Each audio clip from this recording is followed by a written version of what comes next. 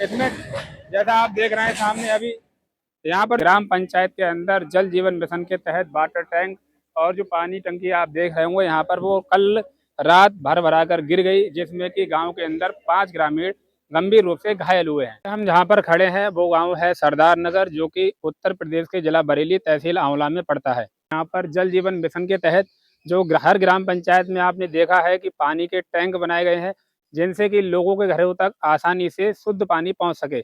मगर सरदार नगर में कोई दूसरी घटना घटी।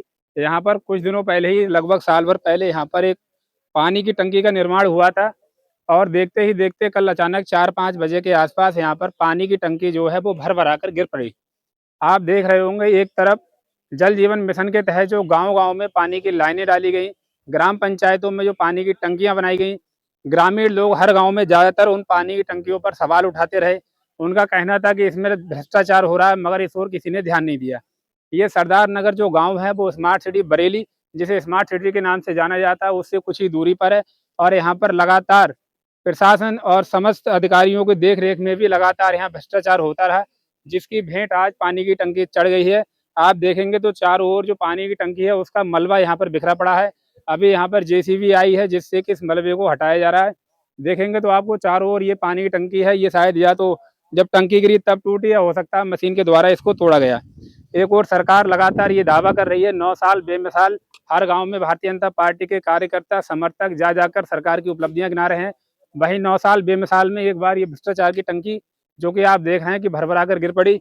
और अब आप देखेंगे तो प्रशासनिक अधिकारी हैं वो केवल एक ही बात कहते हुए दिखाई देंगे कि जो भी इसमें भ्रष्टाचार में लिप्त होंगे उन पर जांच की जाएगी, उन पर कार्रवाई की जाएगी। मगर कार्रवाई के नाम पर क्या होता है ये आप सब जानते हैं। महीने 2 महीने तक ये चर्चा के केंद्र में रहेगा, फिर ये मुद्दा कहीं ना कहीं फाइलों में दब जाएगा। हालांकि जो ठेकेदार ने इस टंकी का निर्माण कार्य किया होगा उसमें केवल उसी का हाथ नहीं रहा होगा जिसने पास किया, थर्ड पार्टी भी होती है, तमाम सिविल इंजीनियर भी समय समय पर आते हैं जो गुणवत्ता को चेक करते हैं। मैं चाहता हूं कि ऐसे सभी लोगों पर कठोर से कठोर कार्रवाई की जाए, जिससे कि एक मिसाल कायम हो और आगे से लोग भ्रष्टाचार करने से डरें। हालांकि सरकार ये दावा करती है कि उसकी सरकार में कहीं पर किसी प्रकार का कोई भ्रष्टाचार नहीं है, मगर जहां भी आप देखेंगे तो पूरा सिस्टम जो है भ्रष्टाचार से भरा है। आप नीचे के दफ्तर से जाएंगे ऊपर तक फाइलों के नाम पर रुपए लिए जाते हैं। अभी आपने देखा था कुछ दिनों पहले सूदनपुर में बिजली विभाग की लापरवाही कारण 2 लोगों की मौत हुई और एक महिला उसमें झुलस गई थी। तमाम कई बार पुलिस पर भी पैसे लेने के आरोप गांव-गांव लगते रहते हैं कि पुलिस जो है पैसा लेती है, काम नहीं करती है। लेखपालों से लेकर के आप जिस सिस्टम में जाएंगे वहां पर आपको जनता और ग्रामीण जो है वो आरोप लगाते हुए दिखाई देंगे। आप अगर देखेंगे तो चारों ओर जो टंकी है उसका मलबा यहाँ पर बिखरा हुआ है।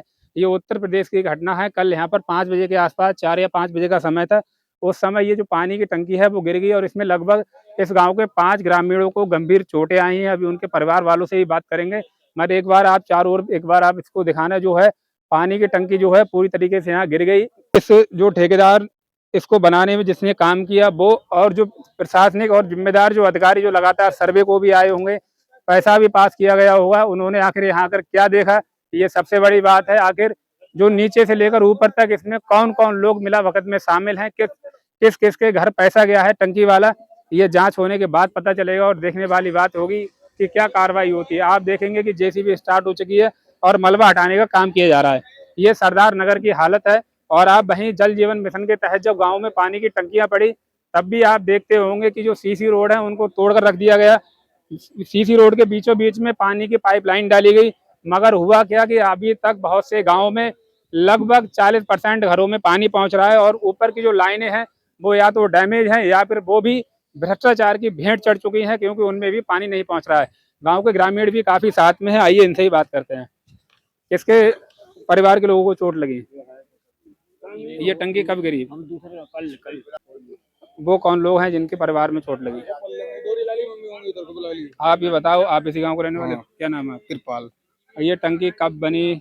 पानी पहुंच रहा था घर? हाँ, पानी आधे गांव में जा रहा था, आधे गांव में नहीं जा रहा था। 8-9 महीने पहले ही बनी है और सबसे ज्यादा भ्रष्टाचार था। शुरू में ही मैंने कहा था कि इसमें जो निर्माण कार्य हो रहा था तो बिल्कुल कोई मानक के आधार से कोई वो चीज नहीं लग रही थी, मगर ऊपर अधिकारी कोई सुनने नहीं आए।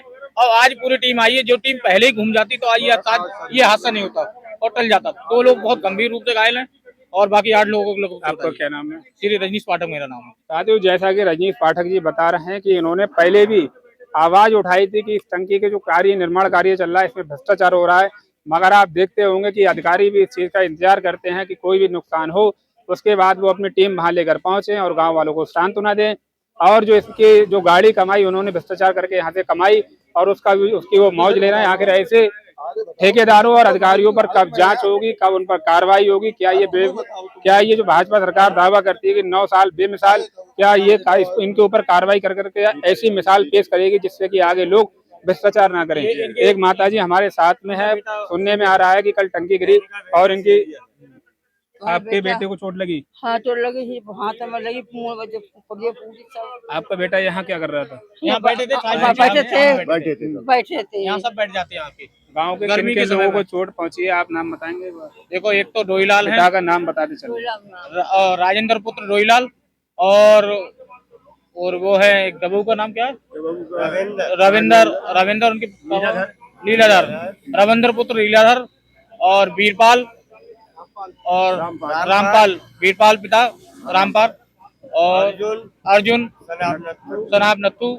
यहाँ से बरेली की दूरी जो है वो 10 से 12 वेद प्रकाश सिंह, जप्पू सिंह, वेद प्रकाश सिंह। तो यहाँ से लगभग जो बरेली की दूरी है वो 10 से 12 या 15 मैक्सिमम किलोमीटर होगी।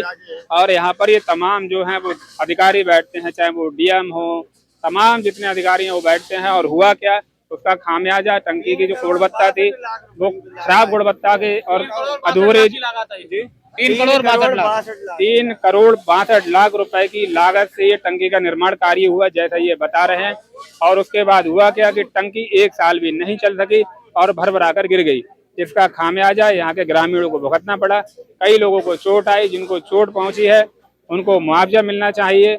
और जिन्होंने रात में ही पूरा मलबा वगैरह दफन करना चाह रहे थे, तो हम लोगों ने रात में रोका, तो हमें धमकी दी गई, बोले आपको अंदर कर दिया जाएगा बुरी तरीके से। हमें किसने धमकी दिया, आप नाम बताइए? यहाँ लोग थे, मतलब कोई मैं जानता नहीं हूँ, कर्मचारी थे सरकारी, समझे, ऐसे जल जीवन निगम से ही होंगे लोग।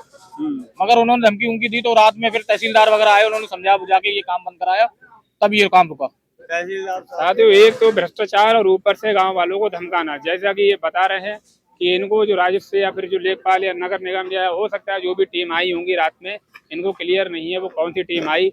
बता रहे हैं कि इनको धमकाया गया कि अगर आप लोग विरोध करोगे तो आपको जेल में डलवा देंगे, झूठा मुकदमा लिखवा देंगे। मगर गांव वालों ने हिम्मत नहीं हारी और रात में जो इसका मलबा है वो उसको नहीं जाने दिया, क्योंकि सुबह कल की घटना है, कुछ लोगों को कल जानकारी मिल पाई, कुछ को नहीं मिल पाई।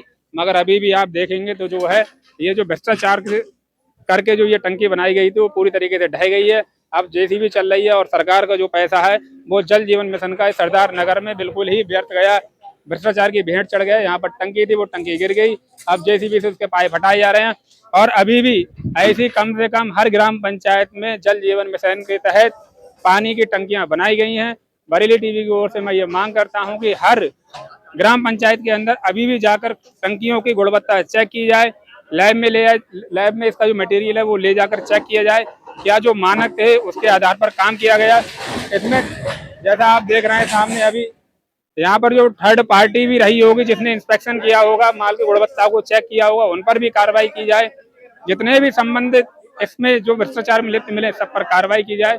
आप देख रहे होंगे गांव वाले जो है वो लगातार ग्रामीण यहाँ पर इकट्ठे हो रहे हैं और जो वो टंकी है उसको पूरी तरीके से हटाया जा रहा है। अभी आप देखेंगे तो एक लापरवाही अभी आप और देख सकते हैं कि पास में ही यहाँ पर डीजी सेट लगाया गया है, जिससे कि पंप वगैरह चलाया जाता है। अभी ये इस तरीके से काम कर रहे हैं कि उस और भी ध्यान नहीं दे रहे हैं। अभी इस डीजी सेट को भी नुकसान पहुंचा है। सामने आप देखेंगे तो पूरा सेटअप लगा हुआ था चलाने का, अनाप शनाप अभी इसको तोड़ने में लगे हैं। जल्दबाजी है, इसको जल्दी से जल्दी यहाँ हटाया जाए जिससे कि मामला रफा दफा हो सके। मगर ऐसा कुछ भी नहीं होगा, लगातार यहाँ से आपको अपडेट देते रहेंगे। देखते रहिए भ्रष्टाचार की भेंट चढ़ी इस टंकी की कहानी, और आगे भी आपको बताते रहेंगे। इसी के साथ जय हिंद, जय भारत, राम राम।